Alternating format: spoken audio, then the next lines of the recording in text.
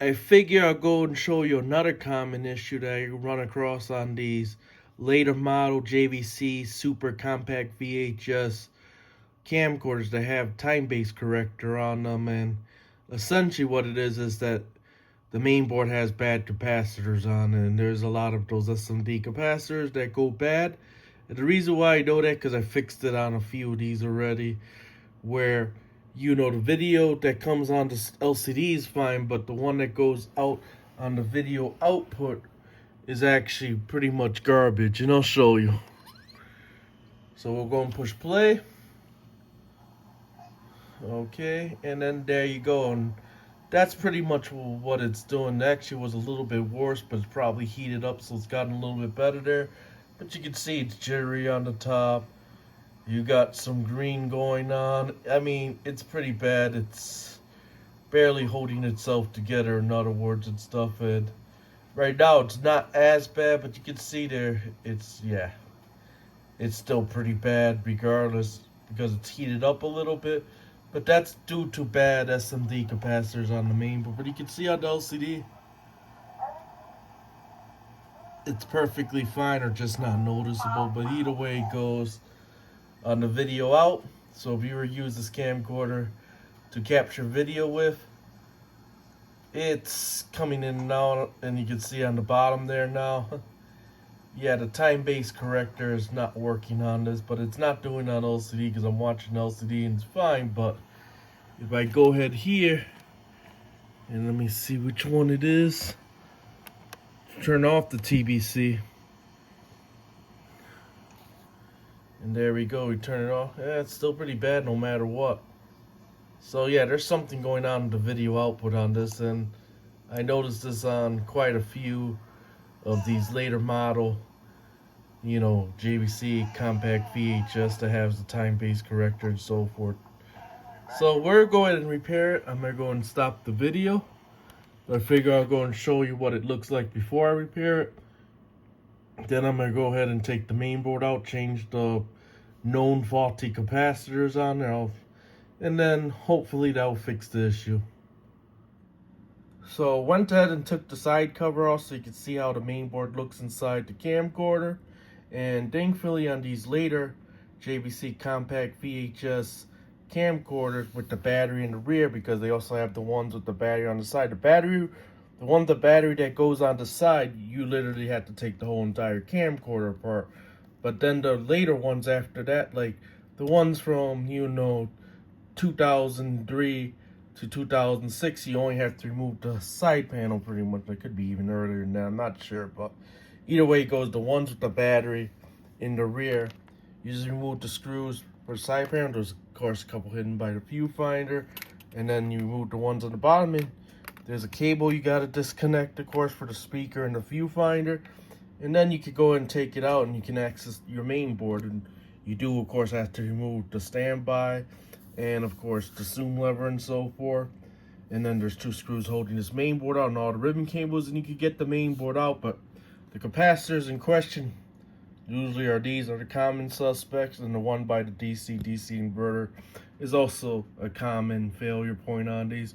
And I even seen the ones that go to the viewfinder and stuff that also go bad too, which is on the upper of the board itself right there. But we're going to concentrate on these, replace them all, and hopefully that will resolve our time-based corrector, the DSP issue that it's having. And that's essentially what it is it goes through DSP, and right now it's acting up because obviously likely the capacitors have gone bad. Hopefully it's not the DSP chip itself that's bad, otherwise this will be a parts camera. But either way it goes, we'll go and replace it, and hopefully that will fix it. So I went ahead and finished changing most of the capacitors on the main board, mainly the ones by a DC converter, and also the ones by the larger IC, which 2 out of 3 on the one mainly on the DC inverter worked bad. So I suspect those were the caps that were causing the issue with the picture on the video output and stuff like that. Either way it goes, I went ahead and changed capacitors with USMD capacitors. I used the same type. And now we're going to see what the playback on the video output looks like. It's fully reassembled because I did test it and it does work. It did fix the issue, but I'll go and show you. So we'll go and let the time-based corrector light turn green there, which means it's working. And then there's the picture.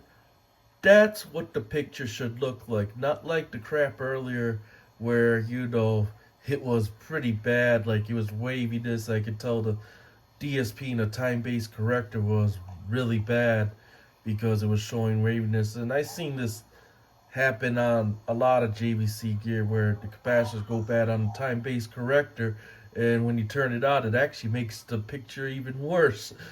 So something to keep in mind when buying this old gear. But either way it goes, you can see there, it's much better now. No instability. Time-based corrector is actually doing what it's supposed to be doing, and it's not making the picture worse. It's actually, you know, correcting it. You can see there, it's nice and stable. It's running off the battery. And that's the way the picture should look like. And I'll go and let it play through the part like it did earlier, you know. And this here is, of course, someone did a rough edit there. But you can see there, it's nice and stable. No more video output problems. So this one's fully repaired now. I'm going to go and stop this. So, yep, another one that had bad capacitors on the main board. It's actually quite a common problem with these because I fixed a few of them that had the problem. So, yes, these do as well, even though they're later models. They're not like the Sony black ones where they use, you know, and they smell like fish when they go bad. These use a different type of chemical and stuff like that where they don't corrode the traces and stuff, but the capacitors do go bad. And you do have to change them out. They do go high ASR. And like I said, when they removed 2 out of 3 out of the DC converter, 2 of them were actually like measuring 20 to 30 ohms. So they were bad. Either way it goes, replaced them. It fixed the issue. Now this camcorder is actually fully working. And that's the thing to keep in mind when you're buying these used off eBay and sellers claim, yeah, we tested it, it works.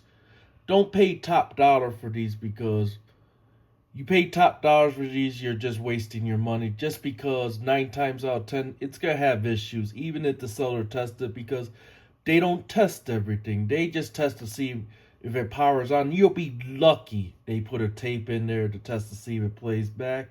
And even then, if they do that, it could have issues like this one here where the video output is unstable and it's unusable to use it for whatever your intended purpose was. Let's just say you're using it to capture to a capture card or whatever.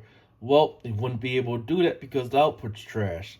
So that's something to keep in mind. And then this was a serious repair because I had to change the SMD capacitors and stuff like that.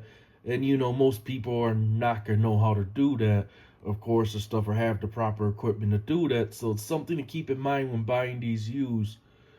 You know, always, in other words, make sure that the seller tests everything, including the video output and stuff, and ask questions and stuff if you're still going to buy one. But your best bet, to be honest, especially with the VHS-C, just buy an SVHS deck, or if you're just got compact, you know, VHS and not super VHS, then just buy a regular VCR and stuff and use the cassette adapter and transfer it that way. But I do get people buy these more just for capture. They buy them actually to do videos and stuff because they like the video graininess and stuff like that. And it's one of those things, keep in mind if you're going to buy that 9 times out of 10, these are going to have problems. These things are over 20 plus years old.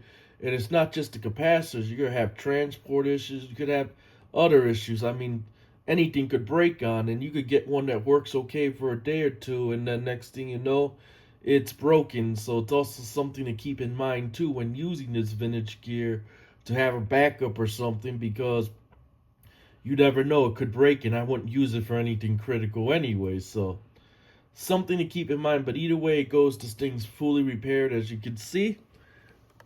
Video's no longer trash. And then here, let me go ahead. And you can see, it's nice and stable. The time-based corrector kicks in almost instantly, and it's fully working now. So, another one with bad capacitors pretty much. So this concludes the video.